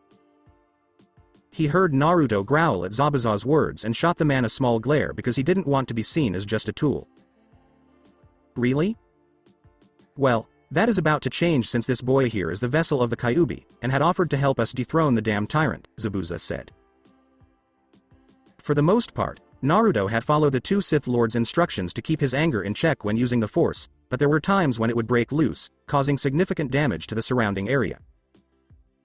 Please do not refer to me in such a manner, Zabuza. I find it very insulting and you do not want to see me angry. Even my previous masters were cautious in that regard, said Naruto. Damage on a massive scale. Mei exclaimed, the host of the Kyuubi? I'd heard stories you were kidnapped from the Leaf and they are posting a heavy sum to anyone that will bring you back alive undamaged, after receiving word from her Leaf contact that the bounty on Naruto's head had been raised and that he was to be returned unconscious but alive. Zabuza saw Mei look at Naruto, and then back at the former Miss Junin. More like rescued. You know the rumors of certain demon vessels being abused in order to force them into submission, right? Well, this kid was saved from that, he said. Zabuza, that is enough. We are here to liberate a shinobi village from a tyrant. Not talk about the many tyrants around me that tried to rule my life like they were this world's gods, said Naruto, whose eyes shifted between blue, red, and an orangey yellowish hue with slits before he closed them to return to blue. Seeing the eyes transform was scary, as Zabuza, Haku, and Mei put it. To Naruto, Haku wanted to reassure, it's okay. We need to figure out a way to get close to the Mizukage so you can kill him, and Zabuza have spoken the truth. Good point, Zabuza conceded, recalling that the plan all along had been to have the army fortify itself around him and then storm Mist once they were sufficiently prepared. Such a show of force, however, would not go unnoticed by Yagura, who would undoubtedly order his troops to wipe out the army Zabuza hoped to amass. No, one must adapt to the times and use deception if they want to kill someone. To get close to the Mizukage, I have a plan that will be perfect for all of us, Naruto said, noticing that everyone was now looking at him with raised eyebrows and question marks above their heads. Zabuza asked Naruto, who nodded, is this something to do with your other power? Mei frowned, not understanding what Zabuza meant. Yes. As you've probably already guessed, a direct attack on Mist itself from the outside cannot work since it won't go unnoticed by the Mizukage, and he will no doubt sense a traitor within his ranks. As such, he'll look at his second-in-command here, then go all the way on down to his other subordinates, and do a new purge within Mist to make sure people once more obey his every command. With that being said, such an outdated tactic cannot work, and a new more shadowy one must be done in order to take the man down. Using my power, I can put Zabuza in a state of fake death like Haku can with her Senbon needles, but without the signs of needles hitting the man in the neck, and we know the man will check you for such signs. When he agrees to pay me the money for your body, I will release my power over your body, and within seconds you will awaken once more. I will then use my power to stop the Mizukage from attacking and give you the opening needed to run your blade through his stomach, said Naruto, as he knew Mei would have to be in the room too, and holding Zabuza's sword for that part of the plan to work. What about me? Haku asked inquiringly. As Naruto watched Haku nod, revealing explosive tags that Kyuubi had explained to its vessel were potent weapons for demolishing walls in this world, he said, "You are the escape plan should we fail. Do you have any kind of explosive device on hand?" Haku, her cheeks once more cherry red, said, "I will not fail you Naruto-sama," and she glared at Naruto despite Mei's laughter and Zabuza's newly acquired tick marks. With a grin hidden behind his hood, Naruto told her, "I know Haku. Of that much I have foreseen," causing the poor girl to redden all over. Mizukage Tower in the Hidden Mist Village. Yagura had just finished a stack of paperwork when Mei entered with Momochi Zabuza's sword and what appeared to be a robed boy carrying the body. He was taken aback to learn that this mercenary had come across the demon of the bloody mist, killed him, and frozen his heart so that he could collect full payment for his services by selling the body. Yagura initially suspected the boy and asked him to remove his hood because he had heard that Zabuza had an apprentice of sorts helping him evade all of his hunter nins. The Mizukage realized the boy was special and that this mercenary was legit, if a little young. When the Mizukage inquired as to who had taught the mercenary replied with 4 words that sent a chill through the demon ship. "The Lords of Darkness." Yagura said to Mei, "Do you sense any kind of false death state on Zabuza, or any seals that would allow him to be in one?" Yagura had complete trust in Mei, knowing that Zabuza had broken her heart years ago, and relied on her to watch his back when it came to the plan's attempts to rally support against him outside of the village. Mei said, "No. I checked before the Gaki came in. However, just to make sure." Before slapping Zabuza across his now exposed face so hard that she left a red handprint on his face. The man showed no signs of flinching. Except for those who were struck by her hand. Yagura remarked, "So he really is dead. Did you by chance encounter his apprentice?" After seeing the boy respond with a no and Mei give a shrug. Since missing nin apprentices aren't always loyal to their teachers, the boy explained, "When I encountered Zabuza, he was alone by himself, and no one came to help him when I caught him by surprise. I believe that his apprentice left him after learning all that he or she could from the demon of the mist before taking off." Yagura nodded his head, and the boy agreed with his assessment. Yagura smiled at the boy and then looked at the lifeless body of Momochi Zabuza. "Okay. Mei will show you where to collect your bounty, and I'll also have some Anbu come here to take his body away. Then we can talk about you doing some additional service for Mist in the future," he said. With his hood up and a feral grin on his face, Naruto said, "Actually Mizukage-sama, I have not been entirely honest with you," causing Yagura's eyes to widen in shock at the sight of his demon speaking to him. Before Yagura had time to process what the 3-tailed demon from the giant turtle had just said, "Zabuza is not dead. You have been tricked and betrayed." The boy had pinned him to the wall with lightning bolts from the tips of his figures. Yagura did the best he could under the circumstances by bracing himself with the help of his demon and then jumping out the window to the street below. Naruto frowned at the new development, undid the condition he had placed Zabuza in, and jumped out the window as Mei handed Zabuza the sword. Zabuza asked as he picked up his sword from Mei and stood up from the table, "What did I miss?" Mei said to Zabuza as she leapt out of the hole Yagura had created, "We're about to see what makes this kid so special and hope he can fight toe-to-toe with Yagura." The Haunted City. Yagura called his staff to his hands and studied his opponent warily as the boy in front of him shed the crimson robes and revealed Anbu-like garb with a different texture. Even more so were the boy's 2 weapons, which he linked together, causing the cage and everyone else to gasp in shock as 2 red blades emerged from opposite ends of the weapon. As Yagura charged at Naruto, the boy did the same. "You wield a strange weapon in your hands, boy." It is similar to the weapon the Nidem of the Leaf himself had years ago, but make no mistake boy, you have not the skill to beat me, or the power of the demon I hold, Yagura said. Mei asked as she watched Naruto force Yagura back with his weapon and use agility one wouldn't expect in a boy so young. Where did you pick this kid up again? You wouldn't believe me if I told you, Zabuza said as he watched Yagura cover his weapon with demonic chakra to stop Naruto's blade from penetrating it. In an aggressive swing of the blade, Naruto remarked, "Your skills are impressive, Yagura. It's been a long time since I've fought another with skills that could rival mine, and that's saying something, given that one of my previous masters is considered one of the best there ever was in the galaxy." Yagura was sent flying into a building by a jump spear kick from Naruto. Yagura said as he covered his entire body in demonic chakra, "You have no idea of the power within my body, you insignificant worm." He was going to teach this boy a lesson he would not soon forget. Naruto closed his eyes for a moment, then opened them to reveal crimson pupils and crimson chakra running down his left arm, saying, "I know more than you know, Yagura, and while I may not have the control that you do with your demon, my demon make yours look weak by comparison." That might. This energy comes from the Kyuubi. Yagura was about to say, but I thought the boy was lost to the world 6 years ago, when Naruto grabbed the three-tailed demon vessel and slammed him against a building with a clawed hand made of the fox's power. With the Emperor and Vader watching his every move, Naruto admitted, "When I wasn't training with them, I met the fox within me, and wanted him to teach me some things regarding his power.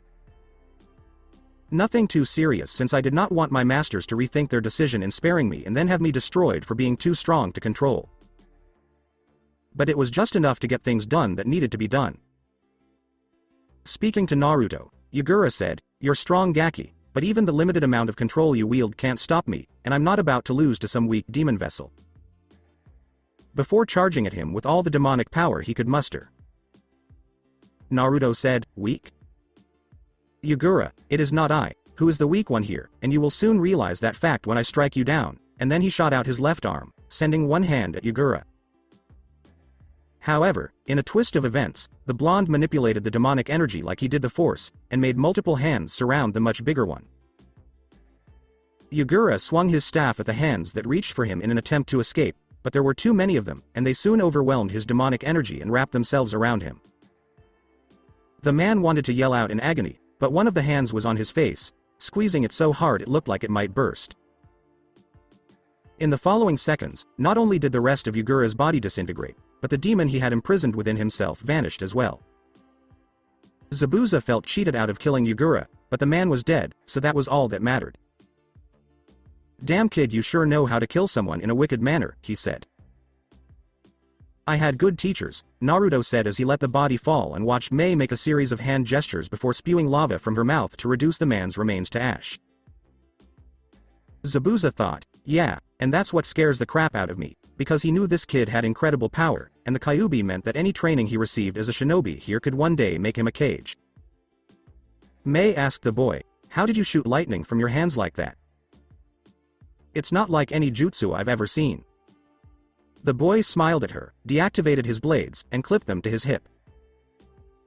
Naruto said, "All shinobi have their secrets, my dear, and so do I. Excuse me, I have to be elsewhere at the moment," as he summoned his cloak through the Force and hid his head in its crimson blackness.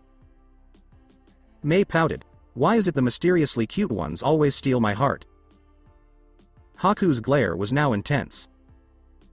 Haku was about to kill a blatant Mei when his shinobi master Zabuza intervened, sending his apprentice after the kid. Zabuza scowled at Mei, thinking, "I'm getting too old for this shit," but she winked at him and returned to the Mizukage Tower to report Yagura's death. Alongside Naruto. As he dismantled the cloaking field around his ship and prepared to step inside, Naruto stared intently at it until Haku suddenly materialized from behind him. Because he had experience with females, the blonde could empathize with her and see how much he meant to her. He felt compelled by the Force to remain in Mist, but he also knew that he needed time alone to work through Kakashi's mental list of 1,000 jutsus. "Inquiring minds want to know, are you going to leave us without saying goodbye?" said Haku, because it hurt that he was leaving and she didn't need his kind of power to see the fairy tale signs that he was. As it had when he was near the girl, and, oddly enough, around Mei as well, Naruto said. If I said goodbye Haku, then it would mean I would never see you again, and I find that difficult to be the case from the way the force shivers around you. Wait here. Continue to stay, thank you. Haku prayed to Kami that he wouldn't leave as she approached him slowly, saying, if this force tells you to stay, then surely you should listen to it. Stay with us, or stay here with me in Mist now that Zabuza-sama is going to be the new Mizukage. Let her go. Where is my ship? It must leave this world. Since he was quite attached to his ship and knew it was only a matter of time before it was discovered, Naruto declared, in fact, this technology cannot be found by anyone, or else a whole new breed of warfare will sweep the various elemental countries that will destroy it.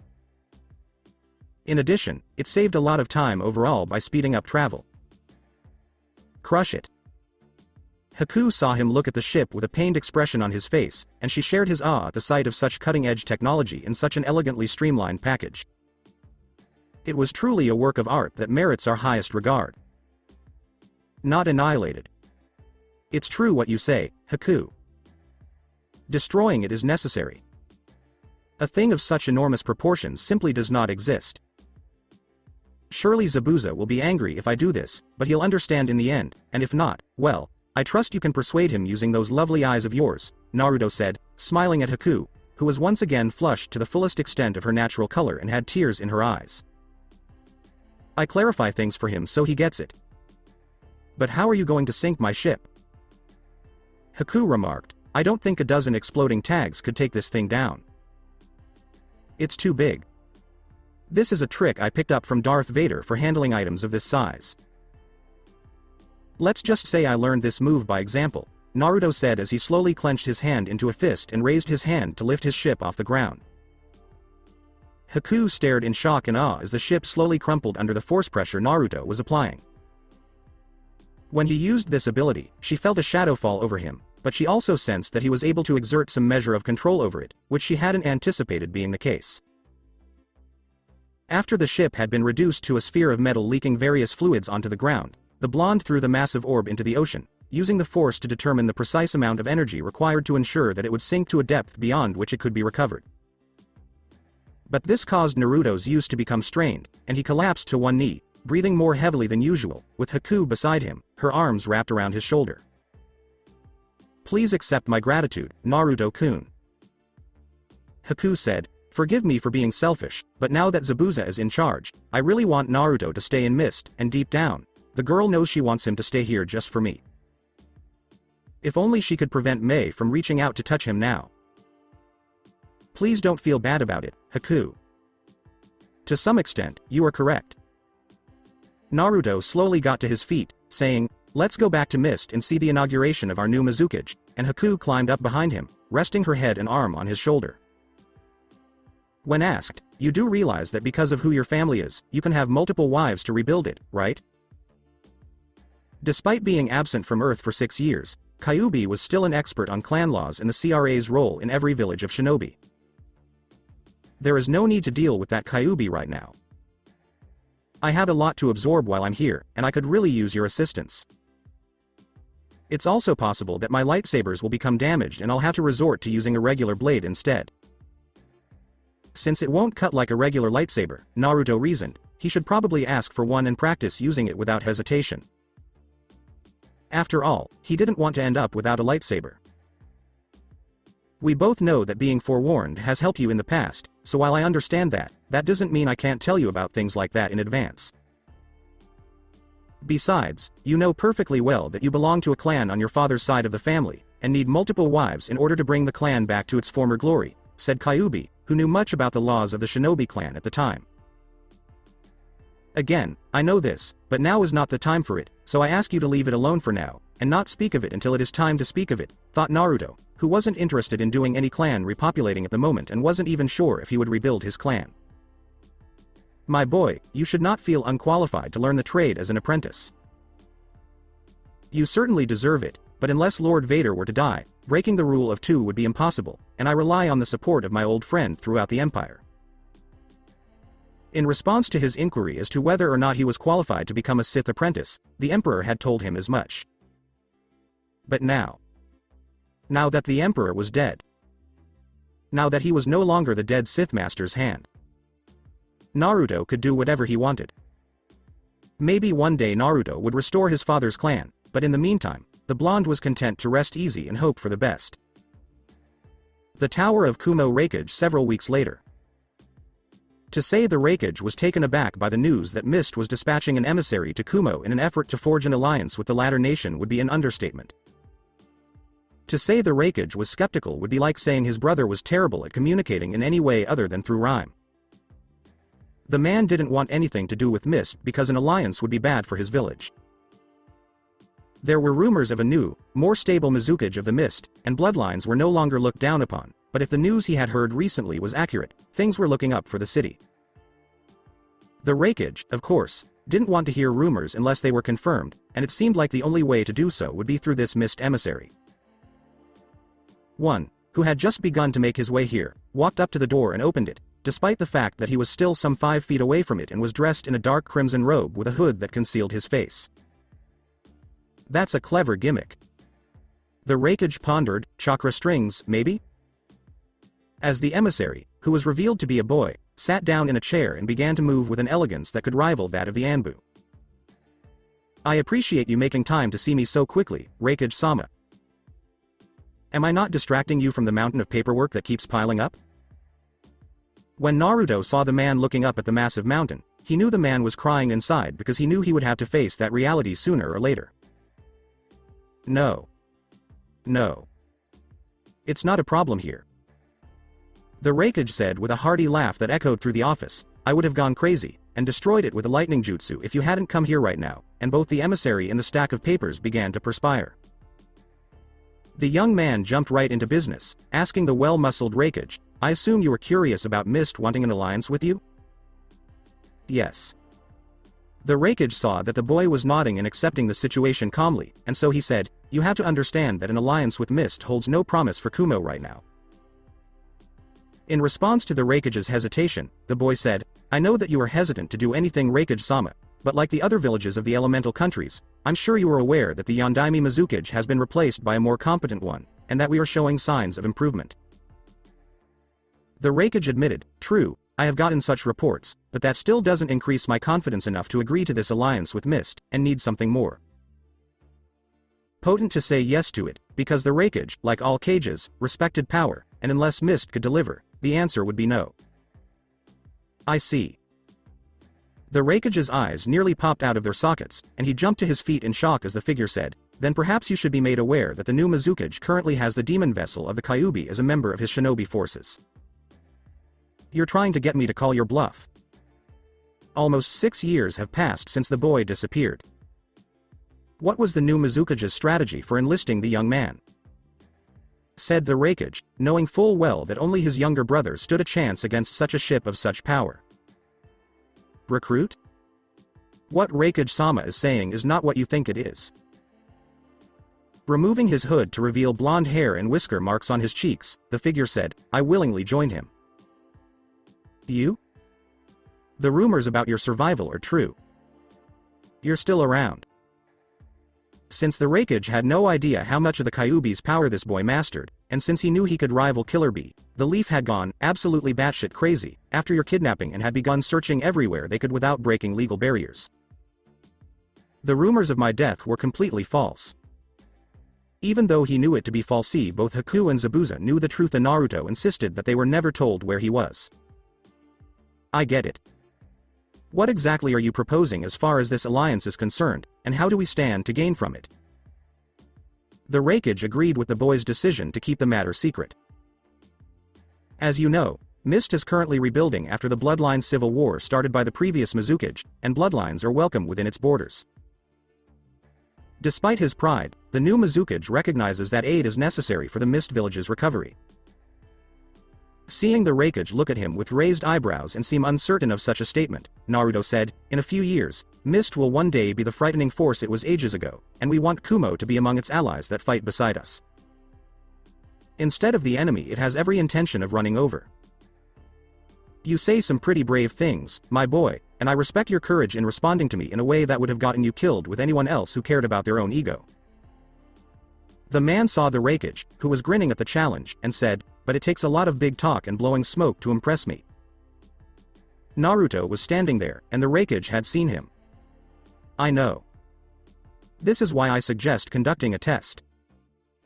After realizing he had been baited, Naruto said, if I pass, you agree to the alliance and agree to help us with the plans being set up right now for something big. The man was intriguing, and Naruto knew he had been taken in. Really?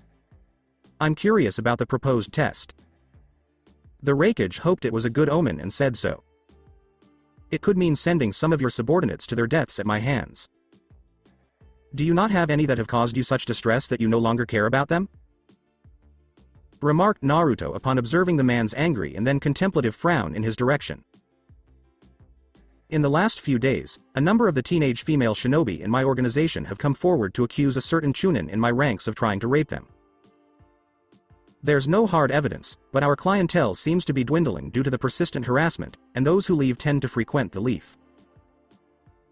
The Raikage said, if I don't do something soon, I'm going to lose more, and then Kumo will be in trouble, as the victims always recanted, or were for the most part partially drunk. Put this guy in a fight with me so I can demonstrate the strength of Mist.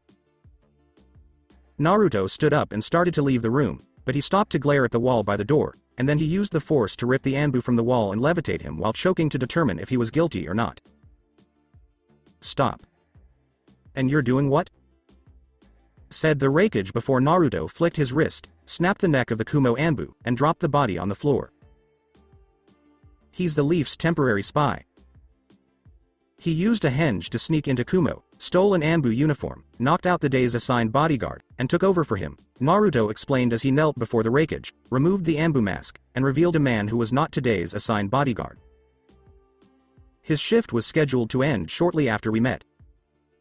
The Raikage, now hoping that old age wasn't catching up to him, said, well, I'll be damned. He then ran a hand through his beard. Yes. Oh, and he's the one who tried to rape all those different women. As Naruto watched the Raikage wipe his head of sweat, the blonde could feel a wave of relief wash over the man. The Chunin, who was accused, looks just like him, he said. Oh, Kami, you're so kind. Almost everything I did went wrong. Now listen up, kid. You do know that the Mizukage seeks an alliance with Kumo, right? So, you understand. Since you've helped me out twice in as many minutes, I'll sign the alliance treaty, said the Raikage, who could now rest easy and assure his customers that the allegations against his shinobi were unfounded. Excellent. As he was about to leave, Naruto said, there is one more thing I need you to do before I leave. He then produced the alliance treaty scroll and another scroll bearing the symbol for Mist. The Raikage asked, what's this? After discovering an alliance treaty scroll and a storage scroll, the latter of which appeared to be of great importance based on the seal. I have a package for the Fire Daimyo. You see, in a matter of months, the Chunin exams will have arrived, and I intend to show up with my own genin team. Naruto said to the Raikage, I want the Fire Daimyo to know just what the leaf has done to the son of the Yondaime, and how the said child hates their guts, to which the Raikage smirked back at the boy and shook his head. The Raikage told the youngster, you want rumors to spread of Kumo allying with Mist, because the latter's plan to have an agent of Kumo give this to the Fire Daimyo would cause such rumors to spread like wildfire throughout the elemental countries. I intend for the leaf to suffer, and I know that this will cause the elemental countries to look down on Konoha and send their business elsewhere. When asked which villages he had in mind, Naruto replied, villages like Kumo, Suna, and Mist, knowing full well that the Kazekage was currently meeting in secret with Orochimaru to discuss how to restore Suna's power. Clever. The Raikage and the boy in front of him exchanged knowing grins. The former said, if you're going to be at the Chunin exams, then I'll send a team of my own, and be at the finals to see how the Sandaime is doing. I will, too. When Naruto saw the Raikage about to sign the alliance treaty without reading it, he paused and laughed sheepishly at him, making the blonde's perspiration drop again. The Raikage looked over the alliance treaty with Mist and said, my bad, after nodding at a few points and even whistling at one point, such as the possibility of participating in a trading contract with the newly liberated Wave country. Tizuna wasn't happy with the Leaf's treatment of a 6-year-old boy, so he paid Kakashi's team to leave his country before telling them to get the hell out. As you can see, Mist can bring a lot to the table when it comes to making deals, Naruto said. The bridge in his honor bears his name. Crossing the Great Demon's Hand. It had a catchy tune, for real. Not even close. The Raikage rolled up the scroll, handed it back to the blonde, and said, "Okay, my boy, the treaty is signed, sealed, and ready to be delivered back to Mist for your Mizukage to read. Do you mind if I spend the night in one of your hotels?" "I've come all the way from Mist," Naruto said, as he noticed the Raikage's eyes light up with greed and the man nod quickly in agreement. "Of course. After being on the road for so long and sitting in a meeting like this, I totally understand wanting to sleep. I need Ni Yugito right now." The Raikage ordered his secretary to contact the woman he wanted and clicked the speaker system on his desk. A blonde woman entered a moment later and stood at attention, awaiting orders from her cage. Yugito said, "Yes, Raikage-sama?" As she felt Nibi stir slightly inside of her and saw the man smile and look at the boy in the crimson-black robes. "Bring our young emissary from Mist to the Cloud9 Hotel." The Raikage waited for Naruto to pass her while she could feel Nibi getting a little hissy when near him, and then she said, "Enjoy the rest of the day in Kumo, young Naruto." Yugito nodded, and the Raikage smiled. "Then he is still alive. Kyubi, you're evil." Nibi screamed at the fox, "If I get out of here, I will kick your ass for leaving me when I was in heat, and incinerate your balls." This was because the fox had been with her before when she desperately needed him, but he left while she was tied up and left her writhing in pain for weeks. Since Naruto could tell that the woman was going through some kind of emotional turmoil and that there was more to her than met the eye, he asked her, "Are you alright, Yugito-san?" And on top of that, Kyubi was acting very silent. "I'm good, thanks for asking." "Thank you for asking," Yugito said, but his silent message to Nibi was to relax and stop throwing tantrums in public. The pair traveled to their hotel, where Naruto checked in and paid a deposit equal to half the room's total price. "Thank you very much, Yugito-san, for showing me to my room." Naruto told the Nibi vessel, "You've been most helpful," and she returned his smile despite the internal struggle. "I appreciate it, sir." Yugito started to say, "I must go inform the Mizukage that you have settled in," but she was interrupted by Naruto's gentle hand on her wrist. "Wait. You aren't your village's typical shinobi from Kumo, are you?" said Naruto, sensing internal strife that wasn't coming from her rational self. Trying not to look at him, Yugito said, "I don't know what you were talking about," as she wriggled her wrist out of his grasp. "Your mind is lying to you. Emerging recollections of your past. You're the one who carries the Nibi with two tails, right?" When Naruto heard Yugito hiss and redouble her efforts to break free of his hold, he made the following remark. Yugito said, "You were mistaken," as she fought again and started using Nibi's chakra to free herself. "Absolutely not." When she looked back at him, the truth he was telling her made her face go pale. "And you shouldn't use your demon's powers against me since they have little effect on my body. Due to Kyubi keeping me from being harmed," he said. To which Yugito replied, "So that's why Nibi had been upset since I met you, since she had been completely confused by the demon cat's earlier comments."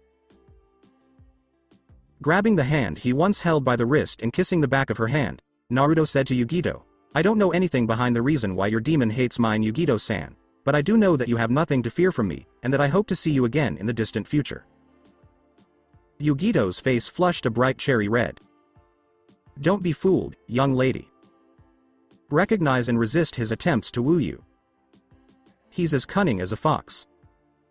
Foxes are unreliable," said the Nibi, who was hissing at Naruto from Yugito's line of sight because she wouldn't let her naive vessel be tricked by Kyubi's. Ignoring her demon's pleadings to destroy him, Yugito said, "I hope to see you again too, and Naruto-kun." After being kissed by him and before returning to the Raikage. "Thanks to our time together, Kit, you've come a long way in the field of seduction." As Kyubi had previously discussed the birds and the bees with Naruto, and there were instances where the blonde had attracted various women while in various bars across Coruscant, at this rate, you will be getting all kinds of women lined up to sire you kits of your own, and help rebuild your clan. Even if not all of them were human women, they were all pretty attractive, and some of them even aroused Kyuubi's sexual desire. Not now, Naruto told himself as he went to his room to get ready for a nap. Omake number 1. Zabuza's first day in office. Today is the first day of a new era in the Mist Village, a time when bloodlines are no longer to be feared, hated, and considered wrong. As Zabuza concluded his speech to the people of Mist, the crowd cheered enthusiastically. Those days were wrong and will never happen again under my watch as the Mizukage of Mist, he said. Mei complained, "This is so boring," as she listened to Zabuza talk and wished for more action. To which they all responded, "All hail the new Mizukage Mr. No eyebrows." As Naruto proclaimed his dominance over them with the Force and the Jedi mind trick. Zabuza's anger was through the roof as the crowd chanted, "All hail the new Mizukage Mr. No eyebrows." And Mei and Haku started rolling around on the ground with laughter. FCKU, Naruto. Haku ran after them, trying to stop the man from killing Mist's future husband, Zabuza, who was now chasing Naruto all over Mist and shouting, "Come back here so I can slice you to pieces." Naruto yelled at Zabuza, "Why don't you grow some new eyebrows?" As he used force speed to escape from the battle-crying demon of the mist and flipped him off, as Kyuubi had instructed. Red as blood, to be precise. Zabuza-sama. Naruto-kun, be left alone. He is my hero. Haku screamed, "He's going to be the father of my child." As she wrapped her body around Naruto to protect him from Zabuza's blade. "I am?" asked Naruto in disbelief. Zabuza asked in disbelief, "He is?" Before becoming enraged once more. She saw the two of them collapse, and Zabuza smash his head on the flat side of his sword. "Well. He will be once I take him home to have my way with him tonight and again later in the morning with the help of some fertility drugs," Haku said sheepishly. "Haku, I didn't want to hear that." Zabuza said, "Shit," glared viciously at Naruto, and then stormed off to regain what little honor he had. Naruto exclaimed, "Glad that's over," before receiving a passionate kiss from Haku and sensing Haku's hand on his wrist through his shirt, squeezing one of her breasts. Haku said ravenously, "I may have lied about using fertility drugs, but I wasn't lying when I said I wanted you to be the father of my child Naruto-kun, and I want to spend every moment we can to make it happen." While inside Naruto, the Kyuubi was laughing its nine tails off, as he envisioned the girl taking his vessel home, stripping them both, and a night of intense love-making sex with the Kyuubi helping and giving. Definitely a good time to be Naruto. So that's it for today. I hope you guys enjoyed it. Don't forget to like, share and subscribe to the channel for more awesome stories like this. Thank you. See you all in my next video.